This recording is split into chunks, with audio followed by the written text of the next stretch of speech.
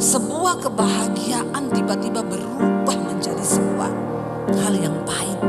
Inilah hidup, ini hidup. Ikut Tuhan itu tidak selalu yang manis. Kita harus mempersenjatai diri kita bahwa ikut Tuhan itu bukan cuma yang enak-enak.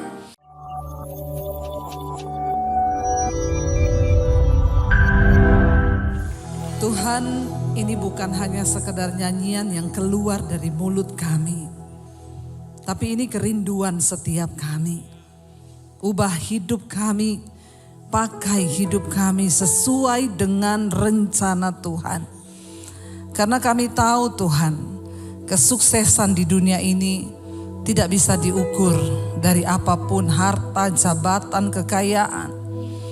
Namun kesuksesan kami di mata Tuhan ketika kami mengetahui kehendak Tuhan dan kami hidup di dalam rencana Tuhan yang sempurna.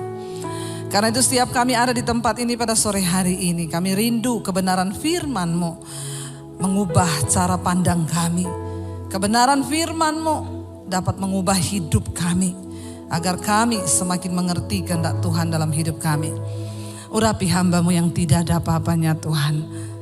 Kuasa Roh Kudus-Mu yang mengurapi setiap kami sehingga kami mengerti rahasia firman-Mu. Segala pujian, hormat, kemuliaan hanya bagi Engkau di dalam nama Yesus. Yang percaya Tuhan di tengah kita memberkati kita, mari katakan bersama amin. Tepuk tangan buat Tuhan Yesus. Iya, silakan duduk Bapak Ibu yang terkasih, shalom. Bagaimana kabarnya? Luar biasa. Terima kasih buat Bapak Gembala, Pak Yusuf, Ibu dan Pak Kaleb, seluruh jemaat yang mempercayakan pelayanan ini kepada saya. Ya, kita bersyukur ya, hari ini temanya adalah ya, yang pahit itu yang menyembuhkan, yang memulihkan kita. Saudara, yang namanya manusia itu pasti tidak mau mengalami yang pahit. Amin apa amin? Saudara lebih suka yang manis atau yang pahit? Dalam hidup ini saudara mau yang manis atau yang pahit? Ya, jangan kebanyakan yang manis, nanti diabetes. Yang manis itu bahaya, beracun. Yang pahit ya itu enggak enak. Tetapi itu obat yang menyembuhkan. Amin. Ya, daun pepaya itu enggak enak. Pahit. Tapi khasiatnya banyak. Saudara makan sayur pare itu enggak enak. Pahit. Tapi khasiatnya banyak. Ya, bahkan obat segala macam yang pahit itu enggak enak.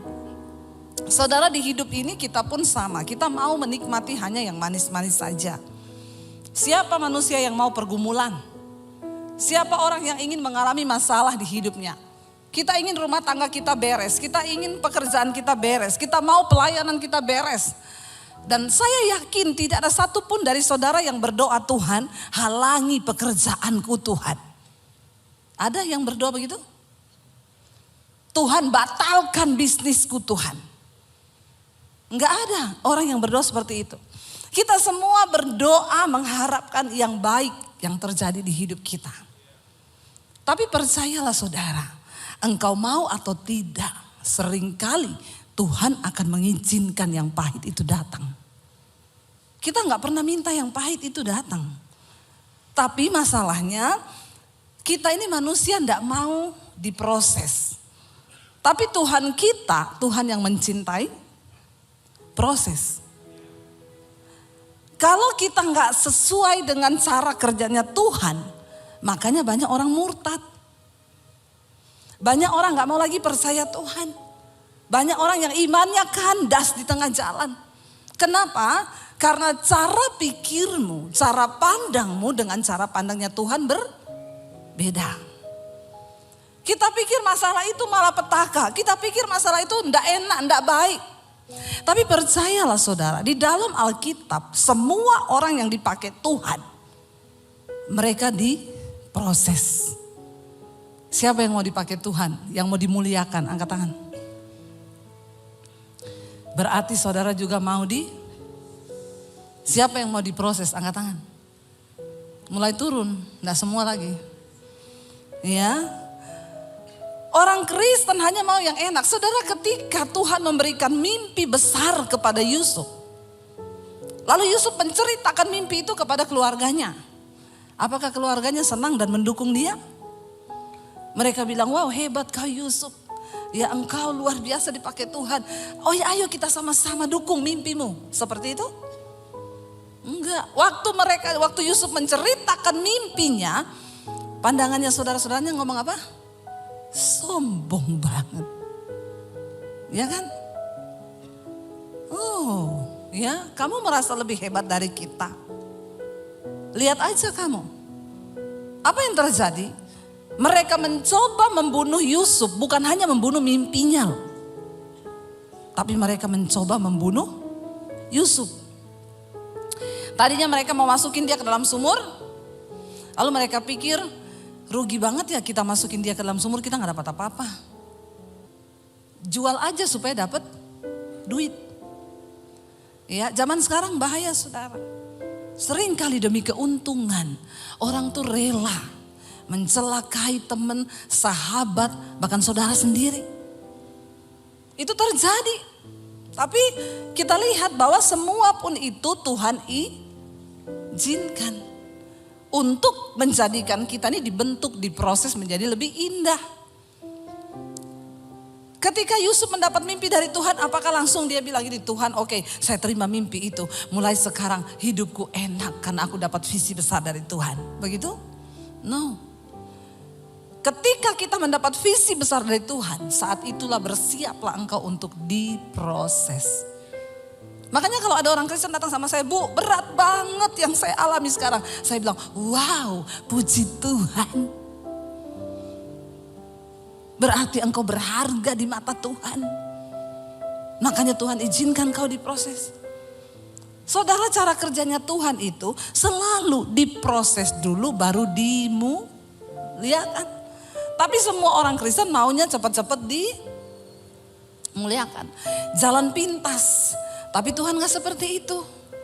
Kita harus melalui proses. Yusuf difitnah di rumah Potifar, di penjara, dia masuk penjara. Ya, tapi kita tahu bersama, bagi Tuhan, Yusuf tidak ada cara lain untuk engkau menuju istana raja. Pintu penjara adalah jalan untuk Yusuf menuju ke istana raja. Semua proses kepahitan yang kita alami, mungkin itu jalan Tuhan saudara. Makanya jangan terburu-buru. Saya itu kalau orang datang, Bu saya ada masalah Bu, doakan saya. Doakan apa? Biar cepat selesai. Enggak. Saya tidak akan berdoa supaya masalahmu cepat selesai. Saya akan berdoa supaya kau ngerti maksud Tuhan di balik masalah itu. Kalau kau sudah ngerti, bagi Tuhan menyelesaikan masalahmu itu hanya semudah dia berfirman. Tapi bagi orang Kristen itu ya banyak yang gak mau, gak sabar. Saya bilang, kalau kamu bikin jalan pintas lewat masalah ini bisa banget, bisa. Kamu minta tolong, kamu punya kenalan, orang hebat, kamu punya koneksi. Tapi engkau akan mengalami ini lagi. Gak tahu bulan depan, tahun depan akan sama persoalanmu. Engkau gak akan pernah lulus, kenapa? Karena kau tidak mengerti kehendak Tuhan di balik masalah itu. Saya punya teman saudara, dia pengusaha, banyak duit. Setiap kali ada masalah gampang, tinggal panggil koneksi, telepon sana sini, beres. Ketika dia mendengar khotbah saya, dia bilang, aduh Ibu Debbie kita harus mengandalkan Tuhan ya. Iya. Hari-hari ini dia telepon saya, Bu ini sebenarnya Bu, saya telepon si A si B beres nih masalah saya Bu. Tapi saya dengar khotbahnya Ibu, tapi kok gak beres-beres ya Bu. Saya bilang, Bapak mau coba tolong diri sendiri? Silakan kalau Bapak mau pakai cara lama. Pak, orang itu kalau mau dimurnikan Tuhan Pak, memang berat Pak. Sampai kedaginganmu tuh menjerit, berteriak. Dia bilang sampai anak saya, buah saya bilang begini, Bapak kok sekarang jadi begini ya Pak, jadi tolol. Saya bilang memang orang itu melakukan firman kelihatannya tolol. Tapi di situlah engkau mulai mengandalkan Tuhan. Jangan pakai cara lama. Engkau akan mengalaminya lagi dan lagi dan lagi. Saya bilang karena itu saya melihat Bapak ini pengusaha sukses. Tapi engkau gak pernah menikmati kekayaanmu. Karena engkau selalu pakai cara manusia. Engkau gak pernah mengandalkan Tuhan. Ya berat saudara. Kita lihat Daud. Ketika Daud diurapi menjadi raja di umur belasan tahun. Maka di situ dia juga mulai masuk dalam proses. Dia dibenci sama Saul. Musuh terberat Daud dalam hidupnya bukan orang Filistin, bukan orang Amalek. Siapa musuh terberat Daud dalam hidupnya? Saul yang adalah rajanya sendiri. Orang yang dekat di hatinya. Orang yang dianggap diurapi Tuhan. Yang kedua, siapa musuh terbesar Daud di dalam hidupnya? Bukan orang Filistin, bukan orang Amalek. Tetapi Absalom, anaknya sendiri. Tidak mudah bagi Daud seorang yang diurapi Tuhan. Dia harus menghadapi kenyataan di mana anaknya pun memberontak terhadap dia. Enggak jaminan saudara seorang hamba Tuhan lalu anaknya juga nurut. Kita kan gak bisa mengontrol semua orang. Ya. Ketika Daud menghadapi Absalom saudara, dia harus melarikan diri ke padang gurun. Dia harus melarikan diri menyeberangi sungai. Cuma gara-gara apa? Tiba-tiba Absalom merebut tahtanya. Dan mengusir Daud dari istana. Bahkan ingin membunuh Daud yang adalah ayahnya sendiri. Dan akhirnya ketika Daud melarikan diri, 2 kali Tuhan beri dia kesempatan untuk bisa bunuh Absalom saudara. Bunuh Saul ya. Saul mengejar mereka, lalu Daud berdiri di samping Saul yang sedang tertidur pulas. Anak buahnya bilang, Raja, firman Tuhan digenapi bahwa Tuhan mengirimkan musuhmu di hadapanmu. Hari ini habisi dia. Aku akan tikam pedangku ke dalam lambungnya.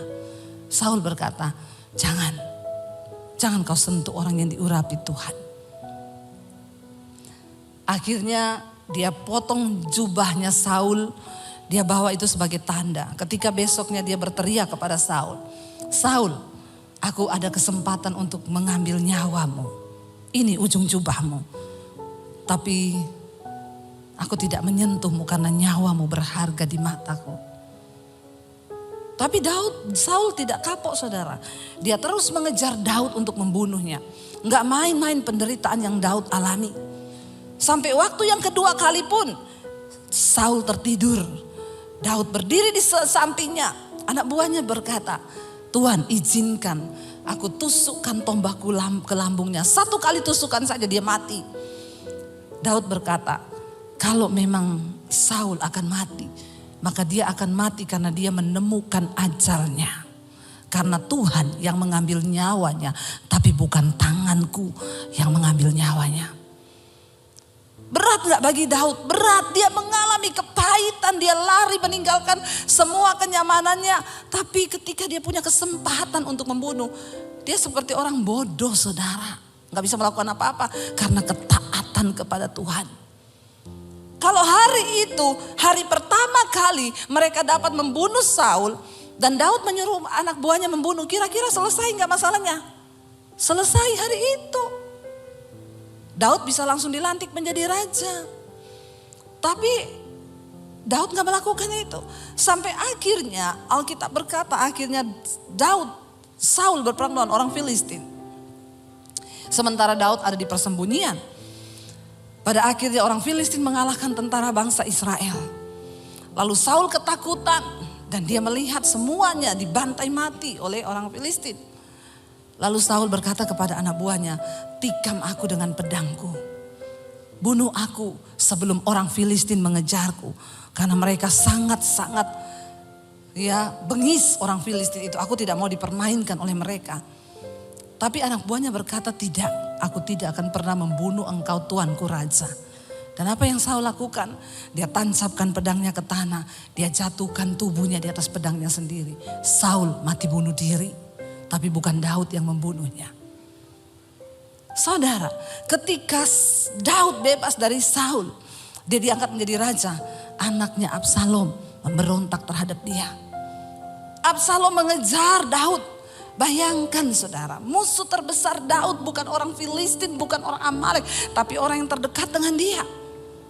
Dia lari saudara menyeberang sungai ke padang gurun. Daud melarikan diri dari kejaran anaknya. Dan ketika orang memaki-maki Daud, Daud cuma bilang, anak buahnya bilang, aku bantai orang itu ya raja. Kenapa dia memaki-maki engkau? Ketika Daud sedang dalam pelarian dikejar Absalom. Ya, Simei datang dan berkata, syukur kamu raja. Ya, kamu kena tulah dari Tuhan. Dasar engkau seorang dursila. Ya, engkau berhutang darah. dia maki-maki Daud. Anak buah Daud berkata, Tuanku Raja, izinkan aku menyeberang ke seberang. Saya penggal lehernya. Daud berkata apa? Jangan. Kalau Tuhan yang menaruh perkataan kutuk itu di mulutnya. Dan memang Tuhan yang mengizinkan aku dikutuk. Apa urusanmu dengan aku? Dan apa urusanmu dengan Tuhan? Daud menelan semua yang pahit itu saudara. Sampai akhirnya pun Absalom maju untuk berperang melawan Daud dalam sebuah pertempuran. Daud berkata kepada panglimanya Yoab, pergi hadapi Absalom. Tapi satu pesanku, kalau engkau berhasil mengalahkan Absalom, jangan engkau bunuh dia dan jangan engkau apa-apakan dia. Tapi saya percaya sebagai panglima perang, Yoab itu gondok gak? Gondok. Ini Daud ini ya, dia apa-apain orang diem aja, dia apa-apain orang goblok aja, gak mau balas. Ini anaknya ini bikin kita masalah. Saudara pikir enak malam-malam lari menyeberang sungai di tengah padang gurun, mereka harus kelaparan dan lain sebagainya, meninggalkan kenyamanan istana cuma karena satu anak yang namanya Absalom. Tapi Daud bilang jangan kau bunuh dia. Karena dialah anakku. Kenapa saya bilang itu penderitaan yang paling pahit bagi Daud? Karena itu musuh terbesarnya. Tapi dia tidak tega untuk membunuhnya. Dia bisa melakukannya. Tapi dia gak bisa lakukan itu. Saudara, apa yang terjadi? Akhirnya ketika mereka maju berperang. Absalom menunggangi bagalnya kudanya dengan seluruh persenjataannya. Tiba-tiba kepalanya nyangkut di pohon. Dan kudanya lari sendiri, Absalom kepalanya nyangkut di pohon. Ketika orang melaporkan kepada Yoab, panglimanya Daud, Absalom tergantung di pohon. Yoab datang membawa tombaknya. Dia tikam lambungnya Absalom dan Absalom mati. Dan ketika Absalom mati, Daud berduka cita. Daud menangis saudara. Ya. Seharusnya itu menjadi sorak-sorai. Sebuah kemenangan ketika mereka pulang berperang. Orang kalau pulang perang kan bersorak-sorai kan. Tapi ketika itu mereka masuk ke Israel. Itu seperti orang yang kalah perang. Karena mereka tahu Daud berduka cita atas kemenangannya, kematian anaknya sendiri. Kemenangan berubah menjadi kesedihan. Saudara bisa bayangkan apa yang Daud alami. Saudara, pemazmur berkata begini. Mari kita buka Mazmur 73 ayat yang ke-21. Mazmur 73 ayat yang ke-21 firman Tuhan berkata begini. Kita baca bersama Mazmur 73 ya ayat yang ke-21. Ketika hatiku merasa pahit dan buah pinggangku menusuk-nusuk rasanya. Aku dungu dan tidak mengerti seperti hewan aku di dekatmu. Waktu orang itu pahit, sakit hati, mengalami tekanan, maka itu pasti akan berimbas kepada fisiknya. Itu pasti saudara. Kalau saudara banyak masalah, ya pasti saudara mulai sakit tulang, ya itu pasti. Karena makanya Alkitab berkata hati yang gembira itu obat yang manjur. Ya 70% penyakit fisik itu datang dari jiwa, dari hati ya. Maka dikatakan ketika hatiku merasa pahit, buah pinggangku menusuk-nusuk rasanya. Sakit pinggang itu biasanya karena sakit hati. Nggak usah angkat tangan. Yang sering sakit pinggang di sini, coba periksa hatimu. Ya, mungkin engkau ada kekecewaan di sana. Lepaskan pengampunan. Aku dungu dan tidak mengerti seperti hewan aku di dekatmu. Ketika kita mengalami sesuatu yang berat di hidup ini, kadang-kadang kita ini udah gak ngerti. Bahkan mau ngapain lagi kita udah gak tahu mau ngapain. Aku ini dungu, bodoh seperti hewan, sudah gak bisa mikir. Saudara, saya tadi baru teleponan dengan seorang ibu. Luar biasa, ibu ini mengalami kepahitan yang bukan kepahitan yang dibuat manusia. Jadi beberapa waktu yang lalu saya pelayanan di satu kota. Dia suruh saya doakan anaknya yang menikah sudah beberapa tahun tapi belum punya anak. Jadi saya panggil anak itu, saya doakan, saya tumpang tangan perutnya. Puji Tuhan, setelah saya pulang sebulan kemudian anak itu hamil. Ya, seneng. Keluarga ini seneng, anaknya hamil. Ya, sebulan yang lalu dia melahirkan, saudara. Semua seneng, ya, mamanya seneng-seneng dapat cucu. Tiba-tiba ketika anaknya baru berumur 1 bulan, Kamis kemarin, anak ini meninggal. Tapi bukan bayinya, tapi mamahnya. Jadi anak dari ibu ini. Saudara bisa bayangkan, sebuah kebahagiaan tiba-tiba berubah menjadi sebuah hal yang pahit. Inilah hidup, ini hidup. Ikut Tuhan itu tidak selalu yang manis. Kita harus mempersenjatai diri kita bahwa ikut Tuhan tuh bukan cuma yang enak-enak. Saya selalu berkata, saudara, kepada anak Tuhan, engkau ikut Tuhan bukan supaya engkau tidak mengalami masalah di hidupmu. Kenapa engkau harus dekat dengan Tuhan? Karena ketika engkau mengalami masalah, engkau akan beroleh kekuatan sebab engkau dekat dengan Tuhan. Jangan kau kecewa, banyak orang datang, Bu kenapa Tuhan, Bu kenapa Bu, saya sudah sungguh-sungguh ikut Tuhan, saya sudah begini. Saya bilang kau itu dekat Tuhan bukan supaya hidupmu gak ada masalah. Dunia ini tempatnya masalah. Kalau saudara gak mau hadapi masalah, silakan pergi dari dunia. Iya apa ya? Makanya kalau orang datang, Bu Debbie saya itu banyak masalah di hidup saya, kenapa gak pernah selesai? Ibu sudah capek hidup? Ngomong Bu, nanti saya doakan. Karena hanya di dunia orang mati tidak ada masalah. Selama kita hidup pasti ada masalah. Tapi jangan cari-cari masalah buat lo.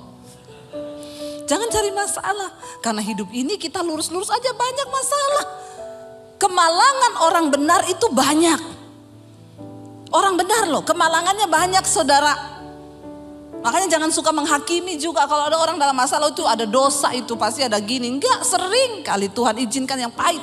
Saya ingat dulu kami satu keluarga tabrakan saudara. Mau pelayanan ke Anyer, di mobil kita nyanyi lagu rohani loh. Ku diberi kuasa dari Raja Mulia. Suami saya nyetir, anak saya 3 di belakang, saya di depan. Saya pakai suara 1, suami suara 2, bagi suara kita di mobil. Kurang apa? Mau pergi kita berdoa loh, Tuhan sertai perjalanan kami. Segala roh maut kecelakaan kami patahkan, hancurkan dalam nama Yesus.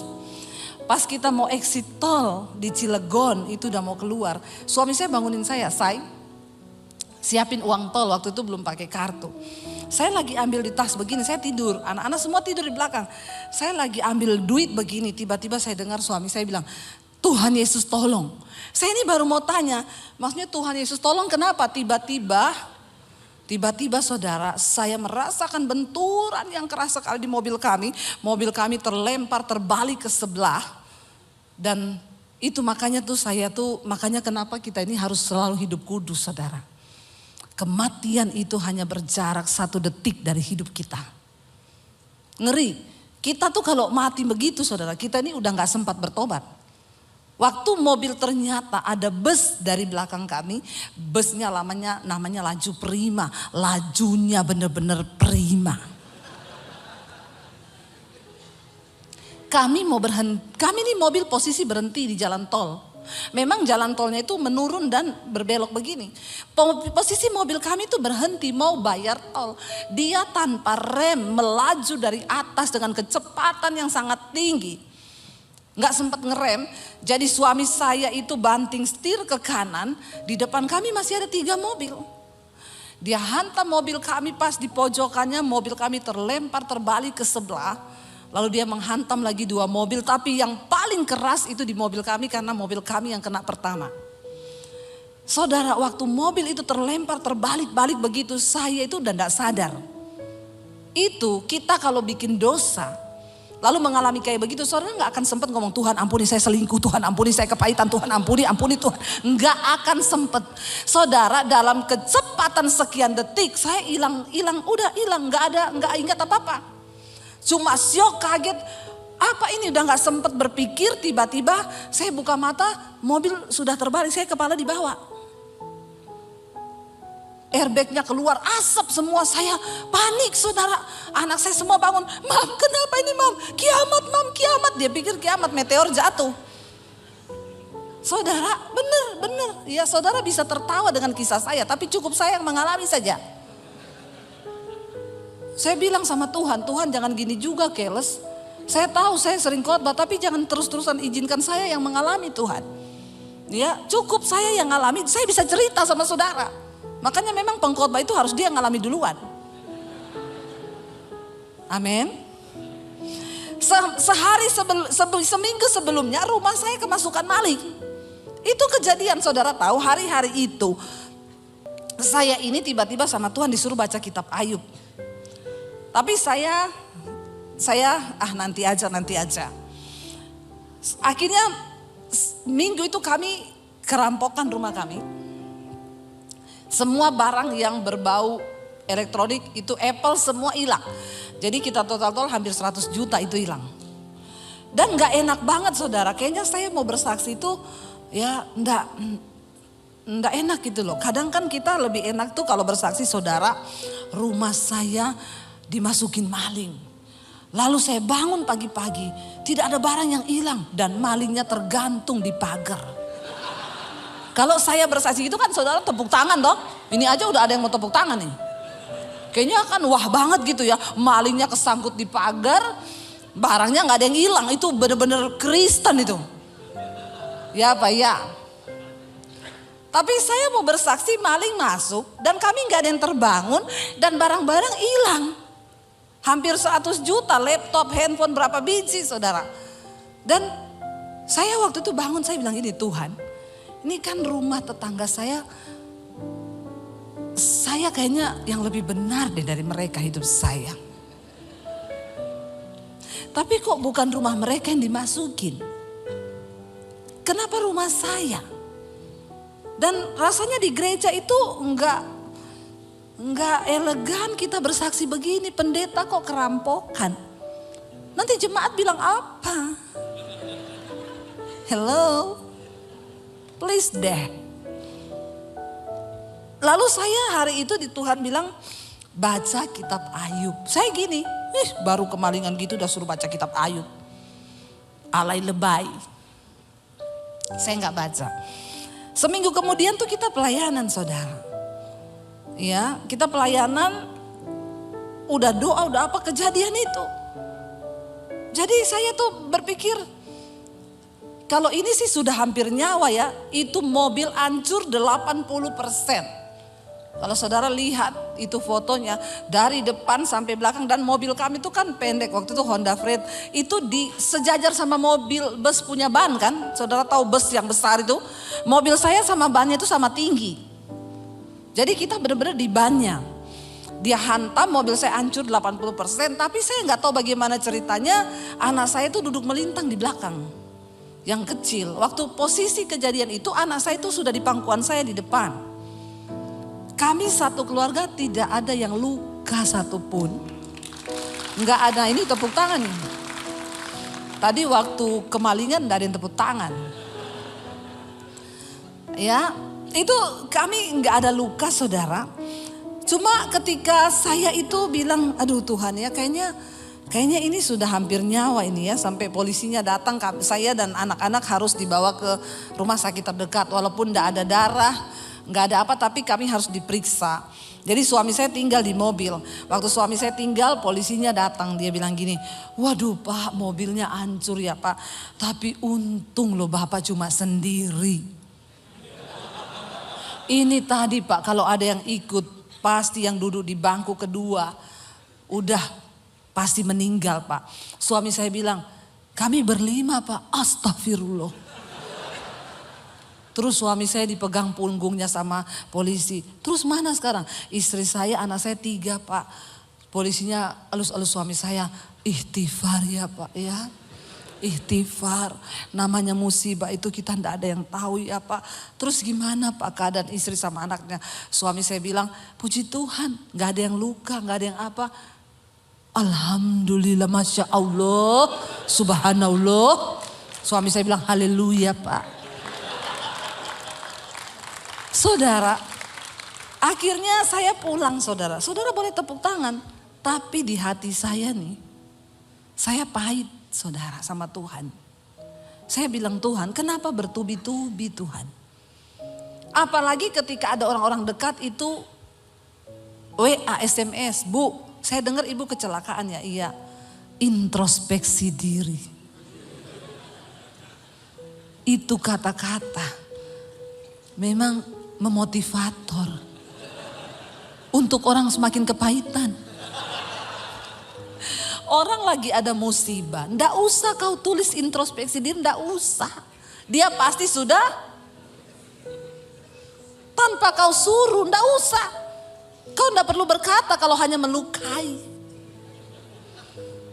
Orang-orang Kristen, orang pelayanan, introspeksi diri Bu, ibu kan hamba Tuhan. Dia tambah ayat lagi, firman Tuhan berkata, rancanganku bukan rancangan kecelakaan. Pret,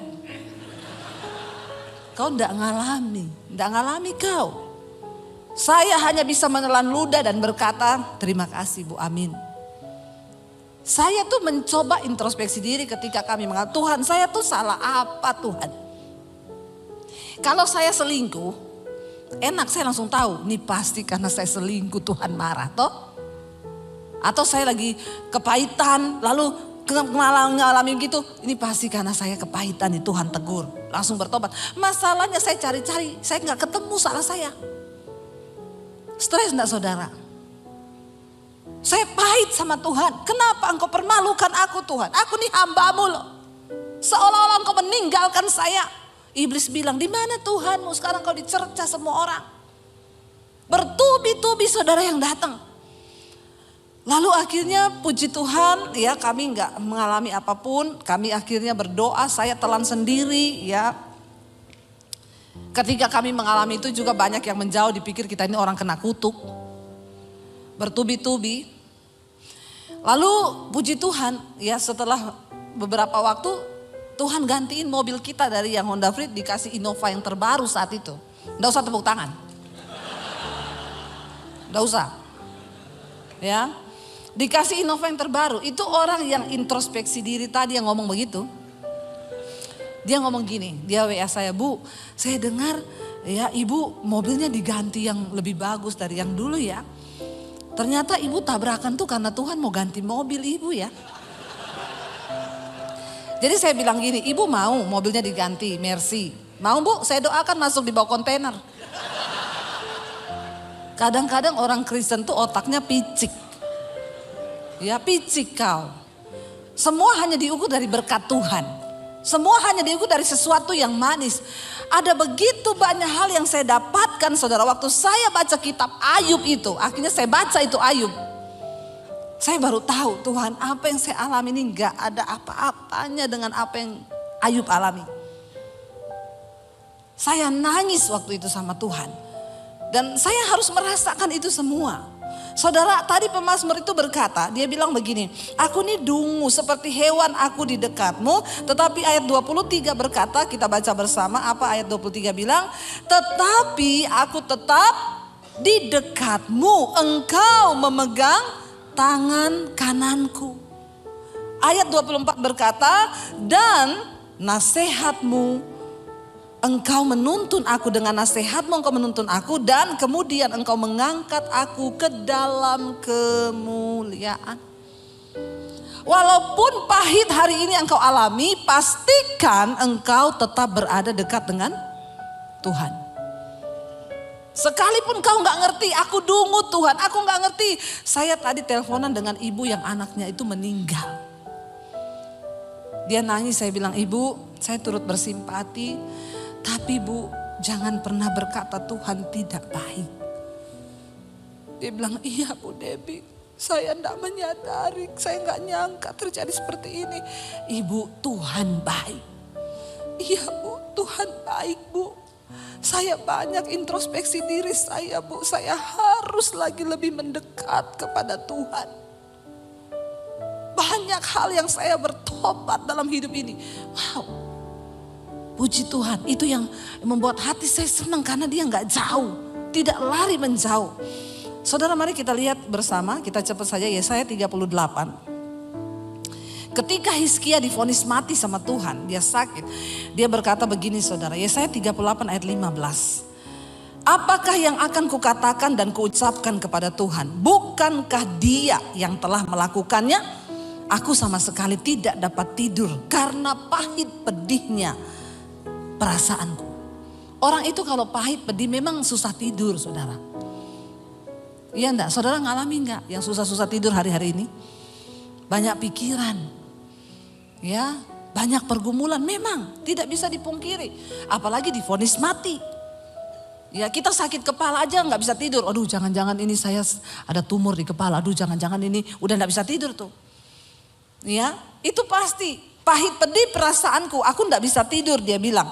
Lalu ayat yang ke-16, ya Tuhan, tapi dia bilang apa yang bisa kukatakan? Karena semua Tuhan yang melakukannya.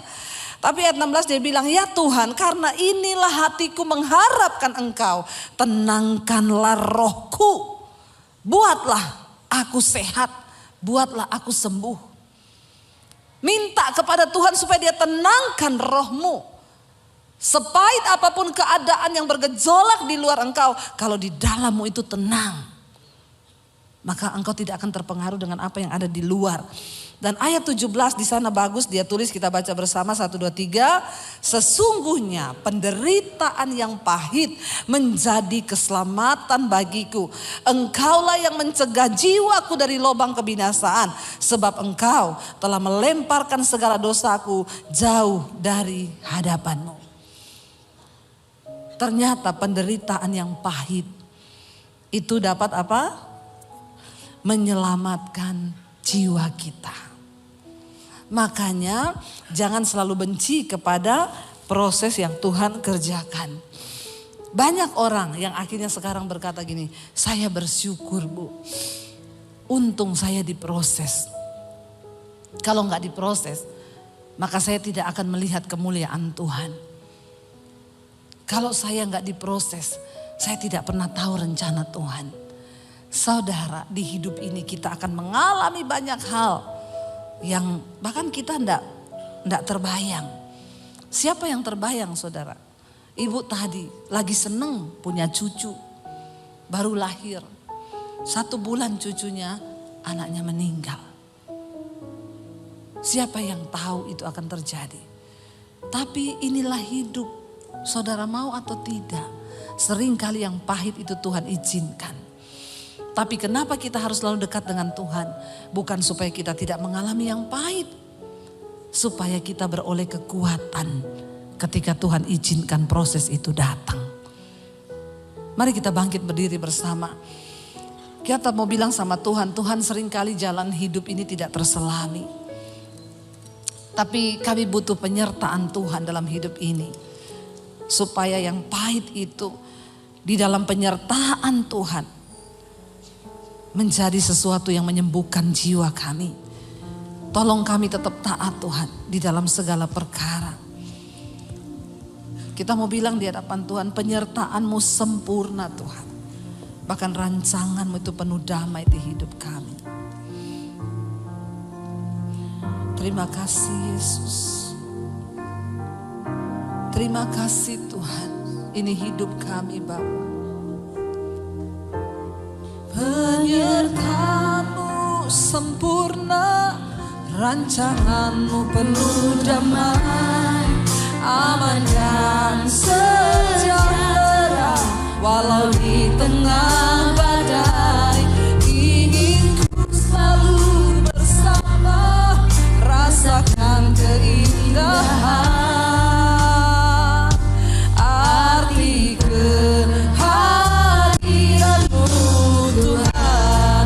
Lebih lagi saudara angkat tangan di hadapan Tuhan, katakan penyertaan-Mu sempurna, rancangan-Mu penuh damai,